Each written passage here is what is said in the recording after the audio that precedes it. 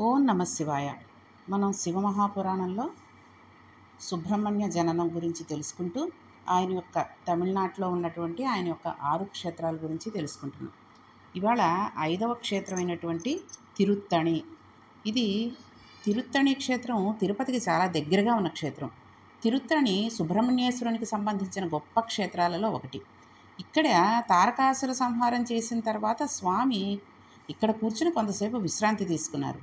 మహానుభావుడైన ముత్తుస్వామి దీక్షితరికి అక్కడ కూర్చుని కీర్తన చేస్తున్నప్పుడే స్వామి స్వయంగా వచ్చి ఆయన నోట్లో పటిక పంచదార వేశాడు. కాబట్టి అనేక విధాలుగా సుబ్రహ్మణ్యానుగ్రహం ప్రసరించే క్షేత్రం తిరుత్తణి. ఒకప్పుడు క్రౌంచ పర్వతాన్ని అంతటినీ రాక్షసులు పట్టేశారు. అప్పుడు స్వామి క్రౌంచ పర్వతాన్ని అంతటినీ కూడా భేదించేశారు. చూడండి, సుబ్రహ్మణ్యాష్టకంలో మనకి ఒక శ్లోకంలో ఒక వాక్యం ఉంటుంది. క్రౌంచ సురేంద్ర పరిఖండన శక్తి శూల చాపాది శస్త్ర పరిమండిత దివ్యపాణే అని చెప్తాం. ఆయన చేతిలో అమ్మవారు శక్తి స్వరూపంగా ఉంటుందండి. ఎలాగా? ఆయన చేతిలో ఉన్న శూలం ద్వారా ఆవిడ శక్తి, అమ్మవారి శక్తి ఆయన చేతిలో ఉంటుంది. మనం తిన్నది జీర్ణం అవడం దగ్గర నుంచి మనం చేసే పనులకు కావలసిన శక్తి వరకు సుబ్రహ్మణ్యుడి చేతిలో శూలం ద్వారా మనకి అనుగ్రహించబడుతూ ఉంటుంది. ఆయన చేతిలో ఉన్న శూలం అంత గొప్పది. సుబ్రహ్మణ్యేశ్వర స్వామి వారికి భుజంగంలో శంకరాచార్యులు వారు ప్రత్యేకించి శూలం మీద కొన్ని పాదాలు రచించారు. కాబట్టి తిరుత్తణి అంత గొప్ప క్షేత్రం. ఇప్పుడు రాక్షసులు ఏ రకంగా అయితే క్రౌంచ పర్వతాన్ని అంతటినీ పట్టేసి ఉండి విదలకుండా ఉన్నారో అలాగే మనకి పాపాలు, దుఃఖాలు, మనకున్నటువంటి బాధలు ఏ రకంగా ఒక మనిషిని పట్టేసి ఉంటాయో వాళ్ళు సుబ్రహ్మణ్యాష్టకం, భుజంగ స్తోత్రం ఇవి చదువుకుంటే రాక్షసులు ఏ విధంగా ఆ పర్వతాన్ని అంతటినీ విదిలేటట్టుగా ఆయన భేదించారో అలాగే మన బాధలని, పాపాలని అన్నిటినీ కూడా ఆయన శూలంతో ఒక్కసారి గుచ్చి తీసేస్తారనమాట. కాబట్టి మనకి ఎటువంటి పాపాలు కానీ, ఎటువంటి బాధలు కానీ, ఎటువంటి అనారోగ్యాలు కానీ, ఎటువంటి దుఃఖం కానీ పట్టి పీడిస్తూ ఉంటే ఆ సుబ్రహ్మణ్యేశ్వర స్వామి పాదాలను పట్టుకుని ఈ సుబ్రహ్మణ్యాష్టకం, భుజం స్తోత్రం చదువుకుంటే ఎక్కడ లేని పాపాలు, ఎక్కడ లేని దుఃఖాలు కూడా పోతాయి. అలాగే ఆయన చేతిలో ఉన్నటువంటి అమ్మవారు శక్తి స్వరూపంగా శూలం రూపంలో ఉంటుంది. కాబట్టి మనం ఏది తిన్నా జీర్ణమైన దగ్గర నుంచి మనకి ఆ జీర్ణమైన పదార్థం సరిగ్గా జీర్ణమైతేనే కదండి మనకి శక్తి అనేది వస్తుంది. అప్పుడే కదా అమ్మవారి శక్తి రూపంలో మనలో ప్రవేశించి మనం చేయగలిగిన పనులన్నింటినీ కూడా చకచకా చేసేటట్టు చేసేస్తుంది. కాబట్టి ఆ రకంగా చేయడానికి స్వామి చేతిలో ఉన్న శూలాన్ని కూడా మనం ఒక్కసారి మనస్సులో తలుచుకుని, లేదా గుడికి వెళ్ళినప్పుడు ఆయన శూలాన్ని కూడా చూడాలి. ఆయన పాదాలను చూసి శరణు కోరి వెంటనే ఆయన శూలాన్ని చూస్తే అమ్మవారి శక్తి కూడా మనలో ఉండడానికి ఉంటుంది. కాబట్టి తప్పకుండా చూడవలసిన క్షేత్రం తిరుత్తణి క్షేత్రం. 6వదైనటువంటి అలగర్ కోయల్. ఇది ఇంకో గొప్ప సుబ్రహ్మణ్య క్షేత్రం. ఇది సుబ్రహ్మణ్యుని క్రీడాస్థలం అంటారు. స్వామి చిన్నతనంలో సాక్షాత్తుగా అక్కడ ఆడుకున్నారు. బ్రహ్మజ్ఞాని అయిన వాడి స్థితి ఎలా ఉంటుందంటే ఒక బాలుడు ఎలా ప్రవర్తిస్తాడో అతడు అలా ప్రవర్తిస్తాడు. పుట్టుకతో బ్రహ్మజ్ఞాని అయినటువంటి సుబ్రహ్మణ్యేశ్వర స్వామి ఒకరికి తన చేష్టితాలు అందకుండా ఆడుకున్న కొండ అళగర్ కోయిల్. ఆ కొండ ప్రతి చోటు స్వామి పాదస్పర్శ చేత పునీతం అయిపోయి ఉంది. ఎందుకంటే ఆయన అక్కడే కదండి ఉన్నాడు. కాబట్టి ఆయన అక్కడ ఆడుకున్నటువంటి క్షేత్రం కాబట్టి ఆయనకి అలగర్ కోయిల్ అని ఆ కొండకి పేరు. కాబట్టి అది కూడా ఒక గొప్ప క్షేత్రం, సుబ్రహ్మణ్యేశ్వర స్వామి యొక్క గొప్ప క్షేత్రం. కాబట్టి మనం తెలుసుకున్నటువంటి 6 క్షేత్రాలు కూడా తిరుప్పరంకుండ్రం, తిరుచెందూర్, పళని, స్వామిమలై, తిరుత్తణి, అలగర్ కోయల్ అని 6 క్షేత్రాలు 6 ముఖాలుగా స్వామికి ఉన్నాయి అని తెలుసుకున్నాం. అయితే ఇవి తమిళనాడులో ఉన్నాయి కదండి. తమిళనాడులో ఉన్నాయి కాబట్టి మనం ఎప్పుడైనా తమిళనాడు వెళ్ళినప్పుడు ఈ 6 కూడా ఒక్కసారిగా వెళ్ళి చూసేసుకుని వచ్చేసినట్టయితే మనకి ఒక్కసారి సుబ్రహ్మణ్యేశ్వర స్వామి అన్నీ చూసేసాం కాబట్టి చక్కగా మనకున్నటువంటి దోషాలన్నీ పోయి వంశం నిలబడడానికి అది కారణం అవుతుంది. కాబట్టి మొట్టమొదటి అయినటువంటి తిరుప్పకుండ్రం ఇది మధురైకి దగ్గరలో ఉందని తెలుసుకున్నాం కదండి. ఇక్కడ ఏంటంటే మనం అక్కడికి వెళ్ళినప్పుడు ఎవరైనా కొన్ని తిథుల ప్రత్యేకమైన తిథులలో ఎవరైనా కానీ వెళ్ళిన వాళ్ళు భార్యతో భర్తతో భార్యాభర్తలే సర్వసాధారణంగా కలిసి వెడుతూ ఉంటారు. బిడ్డలతో స్నేహితులతో కలిసి వెళ్ళి బంధువులతోటి వెళ్ళారనుకోండి, సుబ్రహ్మణ్యేశ్వర స్వామి వారి దర్శనం చేసుకుని ఆ తర్వాత మన సొంతంగా ఉన్నటువంటి పర్సులోంచి ఒక రూ. 5, రూ. 10, రూ. 20 ఎంత ఓపిక ఉంటే అంత భార్యకి కానీ బిడ్డలకు కానీ బంధువులకు కానీ స్నేహితులకు కానీ బహుమానం ఇస్తే ఎన్నో కోట్ల జన్మలకి కూడా ఎంతమందికైనా బహుమానాలను ఇయ్యగలిగినంతటువంటి సంపత్తిని అక్కడ స్వామి ఇస్తారు అని చెప్పి తిరుప్పరంకుండ్రంలో చెప్పినటువంటి చిత్రమైన క్షేత్రం అది. అలాగే రెండవదైనటువంటి తిరుచెందూరులో శంకరాచార్యుల వారు స్వయంగా భుజంగ స్తోత్రం స్వామి చెవిలో చెప్పారు. ఆయన స్వామి చెవిలో చెప్పి మనం తెలుసుకున్నాం కదండి. నెమలి పింఛాన్ని ఏ రకంగా నెమ్మదిగా విప్పి ఎంతో అందంగా కనబడుతుందో మనం కూడా మన పూజ చేసేటప్పుడు సంకల్పాన్ని అంత అందంగా చెప్పుకుంటాము అనేటటువంటి విషయాన్ని మనం తెలుసుకున్నాం. అలాగే స్వామి ఆయన చెవిలో భుజంగ స్తోత్రాన్ని చెప్పి ఇదంతా కూడా ఆయన ఒక్కడికే కాకుండా మనందరికీ కూడా ఎంతో ఉపయోగం పడి మనందరం కూడా ఎంతో పుణ్యాన్ని సంపాదించేటటువంటిగా ఆయన చెప్పారు. శంకరాచార్యులు వారు భుజంగంలో ఆయన ఎవరి కోసం అడిగారండి? మన కోసం ఏమని అడిగారు? నా మరణకాలం నందు యమదూతలు వచ్చి నా ప్రాణాలు పట్టుతున్నప్పుడు నేను బెంగ పెట్టుకోవలసిన అవసరం లేకుండా 6 ముఖాలతో నవ్వుతూ కనబడి నన్ను నువ్వు వచ్చి తీసుకువెళ్ళాలి. వాళ్ళు నాకు కనబడకూడదు, నువ్వున్నావు, అందుకే నీ చెవిలో లోకం తరఫున చెబుతున్నాను అన్నారు. లోకం తరఫున అంటే మనందరి తరఫున చెబుతున్నాను అన్నారు. అందుకనే ఇది ఎవరు చదివితే వాళ్ళందరినీ కూడా నేను అనుగ్రహిస్తాను అని స్వామి స్వయంగా చెప్పారు. కాబట్టి మనకి ఈ తిరుచెందూరులో శంకరాచార్యుల వారు స్వామికి చెవిలో చెప్పినటువంటి భుజంగ స్తోత్రాన్ని మనం అందరం తప్పకుండా చదువుకోవాలి. అందుకనే స్వామి యొక్క సుబ్రహ్మణ్యేశ్వర స్వామి యొక్క అష్టోత్తరం అవనండి, స్తోత్రం అవనండి, భుజంగ స్తోత్రం అవనండి, తర్వాత ఏదైనా కానివ్వండి మనం తప్పకుండా రోజు కుదరకపోయినా వారంలో ఒక రోజు, ఒక మంగళవారము స్వామికి ఇష్టమైన రోజు, లేదు మనకు తోచిన రోజు ఒక్కొక్కటి. ఇవాళ అష్టోత్తరం చదువుకున్నాం అనుకోండి, రేపు భుజంగ స్తోత్రం చదువుకోండి లేదా వినండి. ఇంకొక రోజు సుబ్రహ్మణ్య అష్టకం చదువుకోండి. అలాగా ఆ రకంగా మనం ఏది కనుక చేయగలిగితే అది చేయగలగాలి. తర్వాత మూడవదైనటువంటి పుణ్యక్షేత్రం సుబ్రహ్మణ్యేశ్వర స్వామిది పళని. ఈ పళనిలోనే కావడి ఉత్సవం ప్రారంభమైందని చెప్పేసి మనం తెలుసుకున్నాం. అందుకనే స్వామివారికి మన వంశం నిలబడాలనో, పిల్లలు కావాలనో, పిల్లల పెళ్ళిళ్ళు అవ్వాలనో, ఎటువంటి అనారోగ్యమైన ఏదైనా వస్తే అది పోవాలనో అనుకున్నప్పుడు స్వామికి కావడిలో ఆయనకు చేసేటటువంటి అభిషేకం చేసేటటువంటి పాలు, పెరుగు, విభూతి, పువ్వులు, తేనె, నెయ్యి ఇలాంటివన్నీ, కొబ్బరికాయ, అరటిపళ్ళు అవన్నీ కూడా కావడికి అటు ఇటు సమంగా పెట్టుకుని చెప్పులు వేసుకోకుండా ఇంటికి దగ్గరలో ఉన్నటువంటి ఒక గుడికి వచ్చి నేను ఇవన్నీ ఇచ్చుకుంటాను స్వామి, నా కోరిక ఇది తీర్చు అని ఆ కోరిక తీరిన తర్వాత తప్పకుండా ఇంటి యజమాని ఎవరైతే అనుకున్నారో వాళ్ళు వెళ్ళి చెప్పులు వేసుకోకుండా అక్కడికి వెళ్ళి ఆ స్వామికి ఆ అభిషేకానికి అన్నీ ఇచ్చేటటువంటివి ఇచ్చేసి అభిషేకం చేసుకుని చక్కగా ఆయనకి నైవేద్యం పెట్టి ఆ ప్రసాదం తీసుకుని ఇంటికి వచ్చినట్టయితే ఆయన ఎంతో సంతోషిస్తాడు. కాబట్టి పళనిలో కావడి ఉత్సవం జరిగింది. ఇక ఆ తర్వాతది నాలుగవదైనటువంటిది స్వామిమలై. ఈ స్వామిమలైలో సుబ్రహ్మణ్యేశ్వర స్వామి స్వయంగా ఆ శంకరుడికి ప్రణవం యొక్క ప్రణవానికి సంబంధించినటువంటి విషయం ఉపదేశం చేశాడు.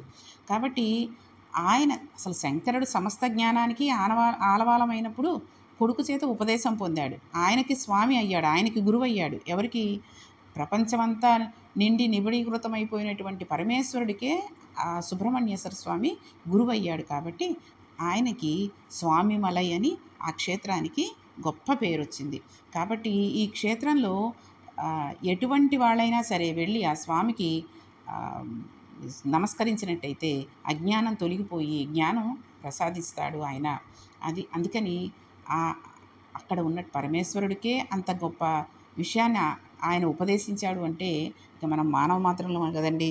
మనం వెళ్ళినప్పుడు ఆయన ఇంకా కొన్ని కోట్ల విషయాలు మనం అర్థం చేసుకునేటట్టుగా చేస్తాడు. ఆ తర్వాతి క్షేత్రం తిరుత్తణి అని తెలుసుకున్నాం. ఈ తిరుత్తణిలో ఆయన తారకాసుర సంహారం చేసేసిన తర్వాత చక్కగా అక్కడ కూర్చుని కాసేపు విశ్రాంతి తీసుకున్నాడు.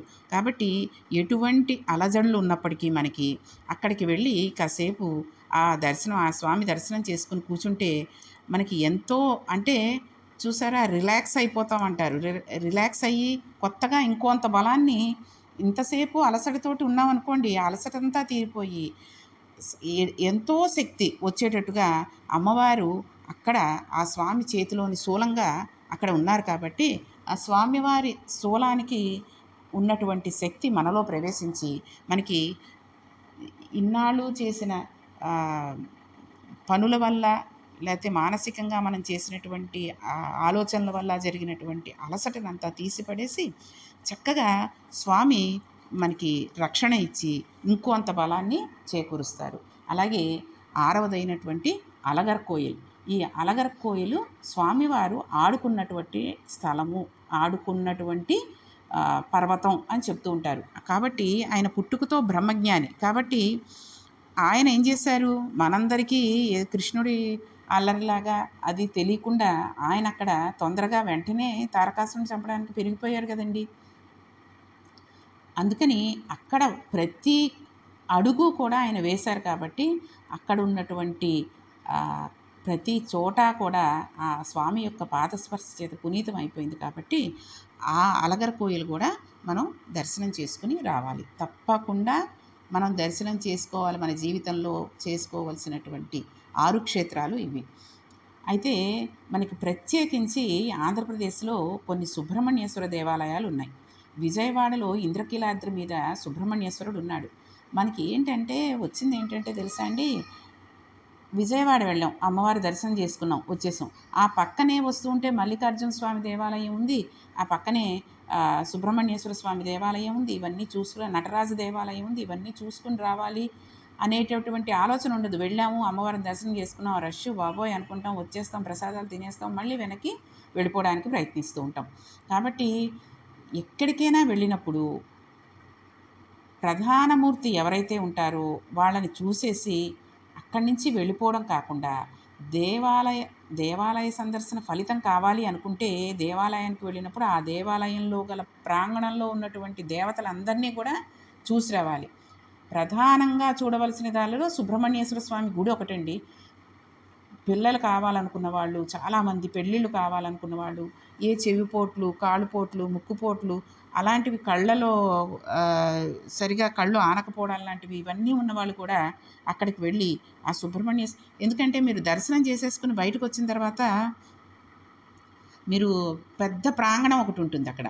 బయటకు వచ్చేసిన తర్వాత అక్కడే ఒక స్టేజ్ అది ఉండి కిందకి వెళ్ళిపోయేందుకు మెట్లు అవి ఉంటాయి. అటువైపుకు వెళ్ళిపోకుండా మీరు తిరిగి వచ్చేసి ఎడం చేతి వెంపుకు సందులోకి కనుక వెళ్ళిపోయినట్టయితే కొంచెం ఒక 4 అడుగులు వేయగానే మెట్లు కనిపిస్తాయి.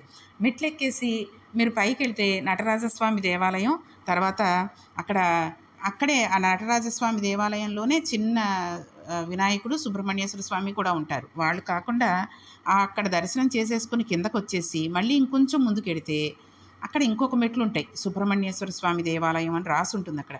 ఆ పైకి వెళ్ళి చక్కగా సుబ్రహ్మణ్యేశ్వర స్వామి ముందు ఒక పెద్ద నెమలి ఉంటుంది, చూసి ఆ దర్శనం చేసుకుని ఆ స్వామికి మనం చక్కగా దండం పెట్టుకుని, స్వామి నాకు ఈ కోరిక ఉంది, నా వంశం నిలబడాలి, నా పెద్ద కొడుక్కి కొడుకు కావాలి, లేకపోతే నా చిన్న కొడుకు ఇంకో కొడుకు కావాలి, నా వంశాన్ని నిలబెట్టు, నా వంశంలో పిల్లల తర్వాత వేరే మగపిల్లవాడు పుట్టలేదు అని చెప్పి కోరుకుంటే చక్కగా ఆయన కోరిక తీరుస్తాడండి. ఎందుకంటే అమ్మవారు అక్కడే ఉంది, పిల్లవాడు అక్కడే ఉన్నాడు. అమ్మవారి దర్శనం చేసుకుని అమ్మవారికి ఒక ఆశీస్సులు పొంది మనం వచ్చాం కాబట్టి తప్పకుండా ఆయన మన కోరిక తీరుస్తాడు. అక్కడ అలంకారం కూడానండి చాలా అందంగా చేస్తారు సుబ్రహ్మణ్యేశ్వర స్వామికి, వల్లి దేవసేనలకు కూడా.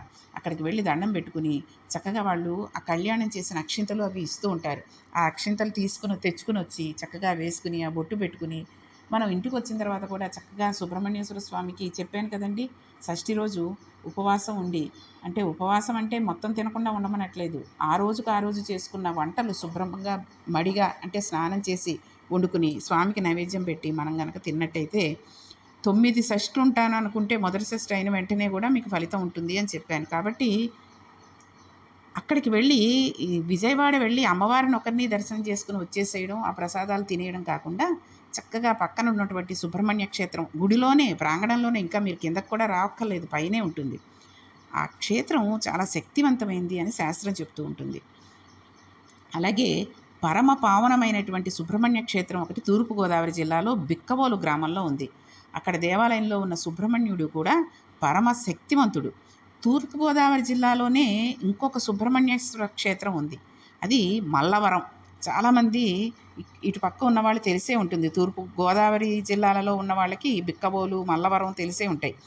అక్కడ పెద్ద సర్పం ఒకటి రోజు వచ్చి దర్శనం ఇచ్చి ఎదురుగుండా ఉన్న కోనేటిలో స్నానం చేసి వచ్చి శివలింగాన్ని చుట్టేసుకుంటూ ఉండేది.